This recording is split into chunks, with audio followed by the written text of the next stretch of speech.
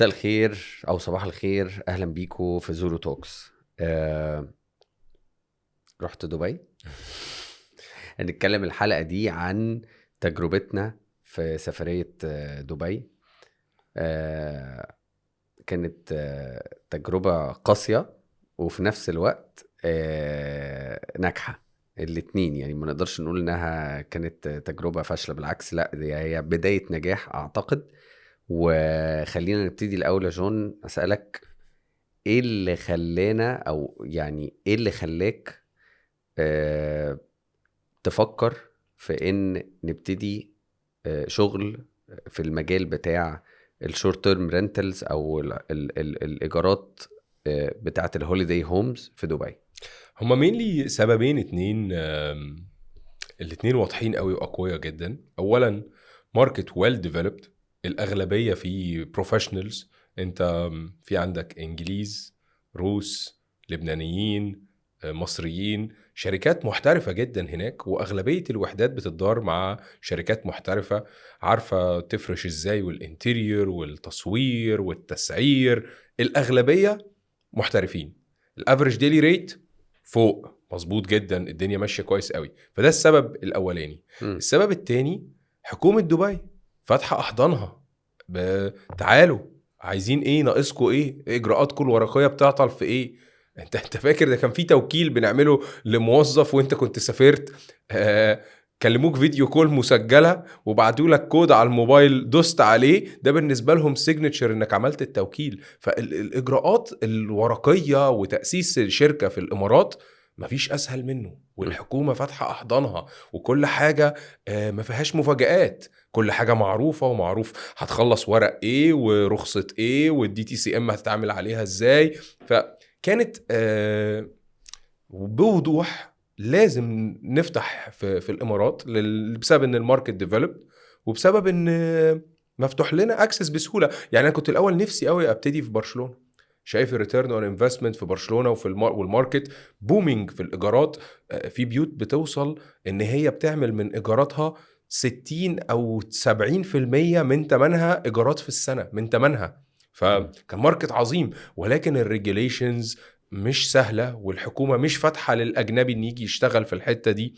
ومع بقى الثورات اللي بنشوفها من اللوكالز بقالهم سنتين، بيعملوا ثورات ويرشوا بمسدسات مية على السياح، امشوا عايزين نقلل السياح، والدولة استجابت ووقفت الرخص الجديدة. فما كانش في اوبشن في ماركت ديفلوب زي برشلونة ان احنا نقدر نبتدي فيه. مم. على عكس الامارات تماما، الموضوع مشي ليجل ايزي واي بسهولة. طيب سفرية خلينا كانت عظيمة. خلينا نتكلم ابتديناها ازاي يعني. انا فاكر ان احنا من سنة كان تقريبا كنا قاعدين بنقعد ندرس ونشوف الماركت نفسه بيتحرك ازاي، السيزوناليتي شكلها عامل ازاي، الاسعار طبعا. المجال بشكل عام في بروبرتي مانجمنت وفي سب ليسنج. هناك لو انت بتدير بيت لحد، في 2700 شركة تقريبا في السوق هناك، versus ان في مصر ممكن يبقى في عدد اقل بكتير طبعا، 70 ل 100. ده لو احنا بنتكلم ان في اذا كانش ناس اقل كمان ممكن يعني. يكون اقل من كده. فالتنافس هناك اقوى بكتير، السوق هناك مفتوح جدا. آم، عدد السياح اللي بيجوا دبي ايكوال عدد السياح اللي بيجوا مصر. انا بتكلم يعني لو احنا قارنا بلدين ببعض، نفس عدد السياح هناك يمكن عدونا، يمكن هناك هم 18 مليون بنتكلم على الريبورتد. دبي، انا بتكلم على الامارات الامارات عموما بس، يعني هي اكبر سياحه هي في السياحه طبعا في في دبي، دبي. اكتر من ابو ظبي. فالافريج ديلي ريت عالي. زي ما انت قلت منافسه شرسه. المنافسه شرسه، السوق مفتوح، ريجوليتد، ودي من ضمن الحاجات المهمه جدا. مفيش سيربرايزز، انت م- عارف انت رايح عندك وراك ايه بالظبط وهتسجل ايه، ومفيش اي حاجه هتفاجئك. بالظبط.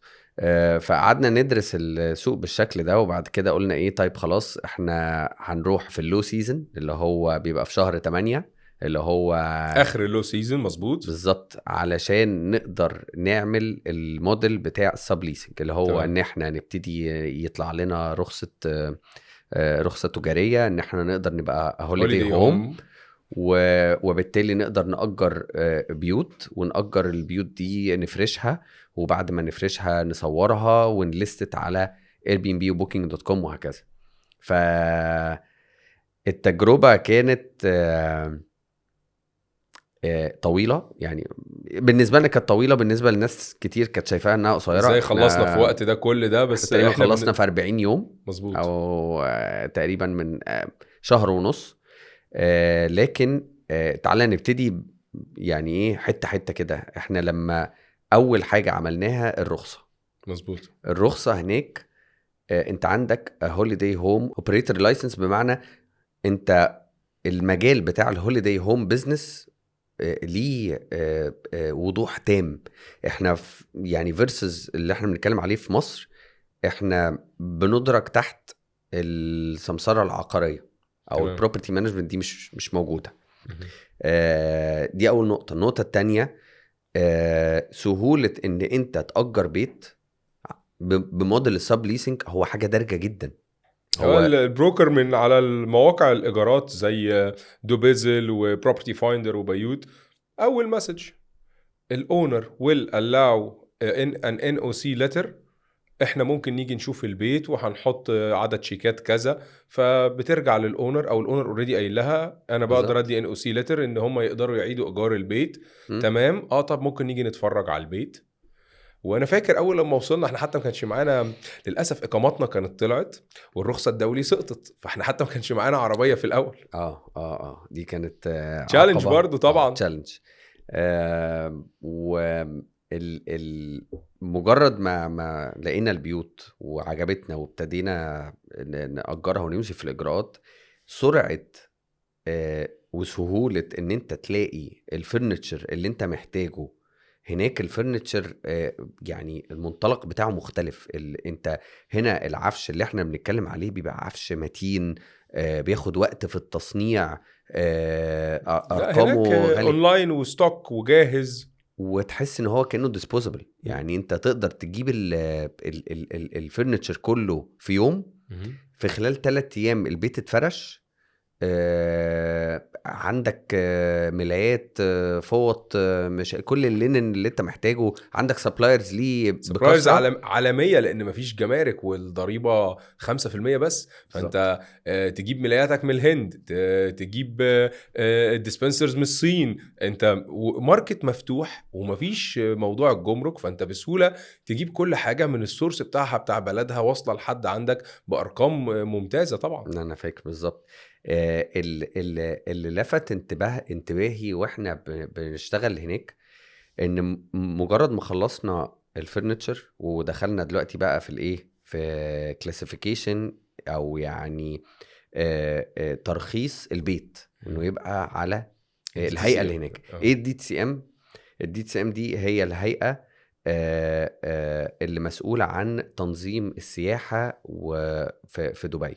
فمجرد ما احنا ابتدينا الاجراءات، انا لقيت ان في بورتال، والبورتال ده انت بتخش عليه وبتقدم، وبيتبعت ايميل لصاحب الشقه بيقول له هل انت عندك مانع ان الشركه الفلانيه دي انها تأجر البيت بايجارات يوميه او سب ليسنج، فلازم يدوس ابروف على اللينك ده لما بيجيله على الايميل.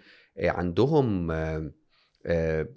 زي ما احنا عندنا كده زيرو ريكويرمنتس، اللي هي عبارة عن لستة فيها لازم البيت يبقى فيه ايه ومكون من ايه وكل الكلام ده. الريجوليشنز دي موجودة اونلاين. يعني ايه؟ هو بيقول لك ايزي اكسسبل. يعني هو بيقول لك ان لازم البيت اللي انت هطلع لك ليه ترخيص يبقى متوافق مع الشروط دي. شروط مبهرة. يعني بيقول لك البيت السرير مثلا 160 او 180، ما ينفعش يبقى تجيب سرير مثلا 140، ده كده نون كومبلاينت. طفايه حريق، فيرست ايد كيت، القبله محطوطه في انهي حته والدايركشن بتاعي يبقى مظبوط، سجاده صلاه، رولز واضحه وكلير. في كتل، في بيقول لك حتى الغسال لازم تبقى بدراير. يعني هم وصلوا لمرحله جرانيوليشن، يعني او اللي هي تدقيق في التفاصيل بحيث ان الجست اللي جاي يزور البلد هو مش هيتفاجئ، مش هينفع ما يبقاش يخش. في لور كواليتي اوف ليستنجز. هم عايزين يظبطوا الستاندر بتاع الليستنجز ما ينزلش عند ده علشان يفضل الافريج ديلي ريت في الطالع. يعني في ريجوليشنز حاميه الماركت انه باغلبيه مش فاهمه توقعه. ده هو بيقول لك ايه، لازم يبقى انت طابع الكيو ار كود اللي احنا هنجنريت الرخصه ليه، البيرميت يعني بتاع الوحده. بتاع الوحده، والرقم الشكوى. يعني لو انا عايز اشتكي الشركه، اقدر ارفع سماعه التليفون على الهيئه دي، اقول لهم انا عندي شكوى ضد الشركه دي، هم اتعاملوا معايا مثلا وحش، او عندي مشكله مع الشركه دي. فيجي يقول لك ايه، لا انت كده عندك مشكله، ده احنا هنوقف وقف الرخصه، مخالفات، غرامات. الغرامات طبعا ده يعني عندهم في الامارات بشكل عام، هو ده مصدر دخل كبير، لان وبسبب ان في مخالفات كتيره، ده عامل ايكونومي، يعني ده مخالفات ايكونومي لوحدها. السواقه، مخالفات اللي ماشي في الشارع اللي بيرمي زباله، مخالفات الشركات اللي زينا وهي بتدير وحدات. مخالفات البنى، مخالفات يعني المجال نفسه يعني. ف طيب، ده كان جزء اللي هو بتاع الدي تي سي ام. احكي لي بقى عن مرحلة بعد فرشنا الوحدة وعملنا كل الحاجات دي هناك، والدهانات والدهانات، والالوان، وتشوف ابلكيشنز سهولة. تجيب. بالظبط، الابليكيشنز، سهولة ان في انت. ابلكيشن لكل حاجه. بالظبط. عايز ناس تيجي تنظف، عايز موفرز، عايز حد يجي يدهن لي حيطه فيها ارك لونه اخضر. ابلكيشن بتختار وتشوف الريفيو سكور بتاع الشخص اللي هيجي يدهن لك الحيطه، وبيتحكموا في السعر، الفيس بتاعته كام، وهيجي معاه تولز ايه، وانت عليك تمن الدهان. فانت شايف الدنيا ومتحدد لك ميعاد ويجي خلاص. محبس الميه اللي كان بيخر بتاع الغساله، طلبنا كان اوردر، عندنا غسالة، واحنا صح. كنا بعيد عن الشقه في الميعاد اللي هيوصل فيه. دخل خد الكود ودخل صلحه ومشي وصور صوره ودفعته اونلاين وانا اصلا مش موجود في البيت. م.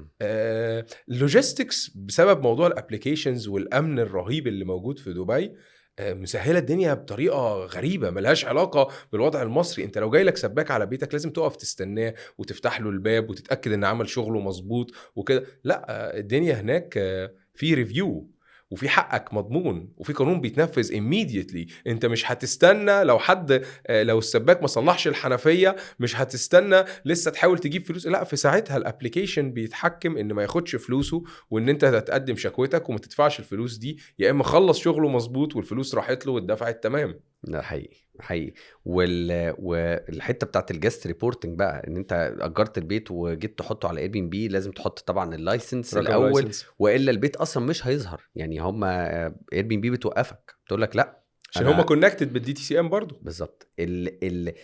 احنا يعني انت احنا نقدر نقول احنا شفنا الاند ريزلت بتاع احسن تعاون حكومي مع منصات عالمية زي اير بي ام بي وبوكينج دوت كوم في إدارة السوق. مظبوط. يعني ده كان احسن تناغم ممكن نشوفه. اجراءات كتيره جدا بس دوبل، وبتحمي الجست وبتحميني وبتحمي الشركات اللي جايه تشتغل في نفس المجال، وبتحمي متوسط اسعار السوق بسبب الريجوليشنز. اجراءات كتيره لكل حاجه، وورقيات وايميلات، وتحط كل الدوكيومنتس تسجلها، ولكن لمصلحتك. المدينه متطوره مختلفه. ده حقيقي. بعد ما عملنا الليستنج، جم الجاستس، في جاست عندنا اجروا حتى طريقه البورتال اللي انت بتدخل عليه بيانات الجاست، وطريقه دفع الضرايب اللي هي توريزم درهمز، اللي هم عندهم ضريبه لكل ليله، لكل شخص. لا مش لكل وحده. لكل وحده، يعني الوحده مثلا بتتاجر 3 ليالي قاعد فيها جس، يبقى 30 درهم كل ليله، مثلا ب $10، مظبوط. 10 درهم او 15 درهم، على حسب الكلاسيفيكيشن بتاع الوحده. لان في، يعني كنت قريت على تشات جي بي تي ان في فيلا في بالم جوميرا في دبي بتتأجر سعر الليلة فيها كان $10,000 الليلة. طبعا ده رقم. فيلا كبيره طبعا وفي لوكيشن مميز طبعا. اللكجري رينتلز اللي في الامارات او في دبي ده سوق لوحده، ده مجال لوحده، ده غير الاير بي ام بي اليونتس العاديه العادية الوان طبعاً. بيدروم والاستوديوز. حاجه كمان كنت شفتها، الاير كفر. انت عارف انه 1 اوت اوف 50، يعني اير بي ام بي في احصائيه بتقول واحد من كل 50 هوست على اير بي ام بي بيستخدم الاير كفر. الاير كفر اللي هو ايه؟ اللي هو التامين، اللي هو up to $1 مليون على الشقه. مظبوط. فهو واحد كل 50 هوست بيفايل كليم لاير بي ام بي، يقول له انا الجست اللي عندي ده عمل مشكله. اعلى كليم اتعمل في دبي في ليستنج كان في بالم جوميرا، الكليم كان $20,000 واير كفر دفعته. فحجم يعني حجم الدامجز هناك، وبسبب انه سوق برضو كله سياح جايين ينبسطوا ويقضوا وقت حلو والحفلات والحاجات دي كلها، صح. بيطلع دامجز مرعبة. لما كنا بنسأل الهوستس اللي في دبي بنقول لهم خبرتكم ايه، كانوا بيقولوا لنا في جزء كبير من دخلنا جاي بسبب الدامجز. حرقه الكنبه سيجاره سيجاره مش حرقه عارف ايه. الكنبه، دخن في الوحده بتشارجهم 2000 درهم. جزء كبير ده كانه والحكومه سانده جامد في تطبيق القوانين. مفيش حاجه هتوصل لبعدين، كله immediately هيتحل. والشرطه لما بيحصل مشاكل بتتدخل، وفي الحال الوضع بيتحسم. مفيش حاجه بتتاجل، مفيش حاجه بتتاجل خالص. هي كانت تجربه صعبه في بدايتها، لكن يعني نتمنى بجد انه الامثله اللي زي دي طبعا احنا ما نقدرش نقارن. غيرت على بلدي بصراحه. ما هو احنا ما نقدرش نقارن دبي بالقاهره او بمصر ان جنرال. طبعا فرق الامكانيات وفرق التعداد وفرق دوله كبيره جدا زي مصر، والفلوس واحنا عندنا برضو هيستوري كبيره، فاحنا علشان نقدر نترانسفورم الماديات، الفلوس، الايكونومي، الاقتصاد، احنا الموضوع عندنا علشان نحرك حاجه دولة زي الامارات دي بتصرف ارقام عظيمه على الهيكله وعلى الدي تي سي ام وعلى ان هي تطلع احسن حاجه بشكل مختلف عن العالم كله، مش مصر بس. هم بي they attract الاير بي ام بي بزنس، عكس برشلونه اللي بتريفيوز الاير بي ام بي بزنس. مختلفه عن القاهره اللي لسه مش بتتعامل مع الاير بي ام بي بزنس، يعني بتقول لك اشتغل بس انا لسه مش هحكمك دلوقتي، يعني اللي هو زي ما كنا بنقول في جراي ماركت كده، في عدم وضوح. صح. ف نيويورك، تعرف نيويورك فور اكزامبل يعني 80% من الليستنجز وايت اوت، اتقفلوا. ليه بقى؟ لان نيويورك ما فيهاش خرم ابره. انت عارف، انت لو عندك 15 متر في بيت في نيويورك، انت من الاغنياء، انت من المختارين. انت عشان يبقى عندك بيت في نيويورك، او يبقى عندك مكان انت عايش فيه في نيويورك، ده موضوع صعب جدا. دبي ممكن توصل لحاجه زي كده، بس ده لو هم ما عملوش اكسبانشن طبعا. لا الاكسبانشن هناك يعني غابه خرسانيه. سمعت انه فور اكزامبل الاكبر مطار اللي هو هيتعمل بتاع المكتوم، اللي هو اكبر مطار صح. في العالم، كان حد شغال في المجال بتاع الطيران، يعني كان قال لي ان انت التشيك-ان بتاعك هيكون بيتعمل وانت داخل المطار من بوابات انت مش شايفها، يعني انت مجرد ما دخلت حصل التشيك-ان خلاص، فانت بتحط الشنط وبتمشي. فمجرد انت حطيت، يعني كلها هتمشي بارف اي ديز، وبتمشي بتكنولوجي مختلفه فيها ذكاء اصطناعي رهيب. وهم طبعا على بال ما يخلص المطار ده هيبقى في 2000 تقريبا، بيقولوا 35 ولا 2032 حاجه كده، يعني مستقبليه مش دلوقتي. بس تطور رهيب، كأنهم بيبنوا دولة تانية هناك. ف نتمنى جدا، يعني احنا طبعا لما رحنا الواحد فعلا حس اللي هو ايه، طب واحنا فين من الكلام ده؟ مصر فين من الكلام؟ يعني احنا برضو عندنا تراث رهيب، وعندنا تاريخ رهيب، ناس بتتحكم في الوذر، الامطار الصناعيه. انا فاكر من 15 سنه وانا ببص من شباك الطياره وبلاند في دبي، في مساحات صفراء، في صحراء. المره دي من فوق انا مش شايف اصفر ساده، بقى في بوطش خضراء. الناس شغاله على التحكم في الوذر عشان تغير من الطبيعه الصحراويه ويبقى فيها نسبه خضره، والجو نفسه يختلف ويعتدل. ومتهيألي ده ابتدى يتحقق يعني. ابتدى يتحقق والوفود اللي بتيجي على دبي والسياحة كانت زمان في الصيف مفيش حد بيجي دلوقتي. احنا رحنا في الصيف كذا مرة، في اوروبيين بيجوا دبي في الصيف. لا، وزحمة البلد، ما تقدرش تقول ان ده لو الدنيا سيزون، لا ده مش لو سيزون. ده يعني حقيقي. ابتدوا يغيروا من فكرة ان دبي في الشتاء فقط، الصيف بتاعها حر قاسي. لا، ما بقتش بالقسوة دي والحرارة ما بقتش بالشكل ده، لان الامطار الصناعية ابتدت فعلا تجيب نتيجة. بص، على مستوى المجالات المختلفة، حتى في ناس كتيرة جدا ابتدت تتجه انها توسع البيزنس بتاعتها بره مصر كمان، مش بس في مصر. ولكن ده ما يمنعش خالص ان بالعكس احنا في مصر يعني مستمرين طبعا. جدا في البيزنس. بالعكس، ده اكسبوجر جديد، وبنتعلم من الاسواق المختلفة اللي سبقتنا في حاجات، بنتعلم منها نقدر نطبق ايه هنا في مصر عشان نقدر يعني يا ريت، اتمنى، انا متاكد طبعا ان وزاره السياحه والجهات اللي مسؤوله عن كده هيكونوا بيتحركوا ودارسين الامور دي هنا. واعتقد ان احنا قريب جدا من هنا لغايه 2-3 بالكتير هيكون السوق ده بقى ريجوليتد في مصر. مش هيتقال عليه بقى ان شاء الله جراي ماركت، مش هيبقى جراي ماركت. ان شاء الله مش هيتقال يا عليه رب. جراي ماركت. ميرسي يا جون على الحلقة ميرسي، الشيقة شكراً. وعلى الخطوة اللي عملناها بتاع دبي دي. خطوة عظيمة. نشوفكم في حلقة جاية إن شاء الله مع زورو توكس.